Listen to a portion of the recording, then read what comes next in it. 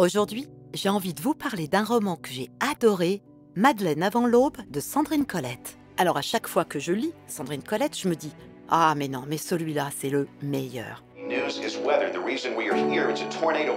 lirez-vous? Le lirez-vous? Le lirez-vous? Le lirez-vous? Le lirez-vous? Le lirez-vous? Le lirez-vous? Le lirez-vous? Le lirez-vous? Depuis Des nœuds d'acier qui m'a soufflé, jusqu'à Et toujours les forêts, On était des loups, j'ai toujours été emportée. Et ce roman, Madeleine avant l'aube, il a reçu les prix Goncourt des lycéens, le prix Goncourt des détenus, et je crois comprendre pourquoi. C'est un drame oral, poignant, saisissant, animal, primal, qui me fait penser à l'écriture de Jean Giono dans les personnages. Et ça vaut aussi pour Les loups et les forêts. Ça vaut d'ailleurs pour tous les romans de Sandrine Colette. Et c'est ça en fait, c'est du Giono en mode thriller glacial.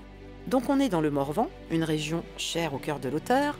Moi j'ai pensé à 1709, durant le fameux grand hiver. En tout cas je l'ai vu comme ça, mais rien n'est jamais nommé, ni la période, ni la date. C'est intemporel en fait. On a des personnages en état de survie, des jumelles qui sont liées comme des jumelles, de façon fusionnelle, une qui a des enfants, mais pas de filles, et l'autre qui n'arrive pas à en avoir, et une petite fille sauvage, abandonnée, qui arrive, et alors toutes les deux, elles la prennent sous leur coupe. Il y a la vieille Rose, Bran un narrateur, et surtout donc Madeleine. Et ils sont tous autant d'incarnations de la combativité humaine. La maternité contrariée, la renaissance par la fillette sauvage, c'est du grand Sandrine Colette. On est pris entre l'humanité et la sauvagerie, l'injustice et la liberté, les sentiments sont basiques, dignes de tout survivant. Ce roman, il est sombre, il est noir, il est dur, et en même temps, tellement lumineux. Les jumelles sont lumineuses. Madeleine apporte aussi son lot de joie, de pugnacité, de volonté brute, d'amour pur. C'est une battante, une survivante. C'est un roman contemplatif, une nature et des hommes qui sont décrits avec beaucoup de précision, autant physique que psychologique, et pourtant on ne s'ennuie pas. Ça ne traîne pas, c'est la force de Sandrine Colette à chaque fois. Simple et travaillée, elle provoque des émotions intenses, elle arrête une phrase, elle va la reprendre plus tard. Le suspense qu'elle sait y mettre, eh bien, il apporte ce rythme qui manquerait au roman dit contemplatif. Alors après, les actions sont rudes, bouleversantes, il n'y a pas d'apitoiement, ce sont des constats. On sait que quelque chose va arriver, on pressent une fin sans savoir quoi, mais on avance, on lit, on dévore pour savoir quoi, tout simplement.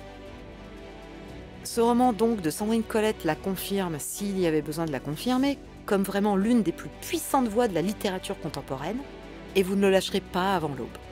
Alors, il va plaire à qui, ce roman? Il va plaire à ceux et celles qui aiment les émotions fortes. Il va plaire à ceux et celles qui aiment être dérangés par les histoires. Il va plaire à ceux qui aiment la nature, évidemment. Et il va évidemment plaire à tous ceux qui aiment les romans policiers, parce que Sandrine Colette, c'est la reine du roman noir quand même. Alors ce roman, Madeleine avant l'aube, vous allez le trouver en grand format aux éditions Lattès, en e-book, en livre audio, et il faudra attendre l'année prochaine pour pouvoir le lire en poche. Et voilà, ma chronique est terminée. Si elle vous a plu, partagez, mettez des cœurs, des étoiles. C'est vous qui faites que ce podcast continue. Prenez soin de vous et à bientôt pour une nouvelle pépite. Ciao!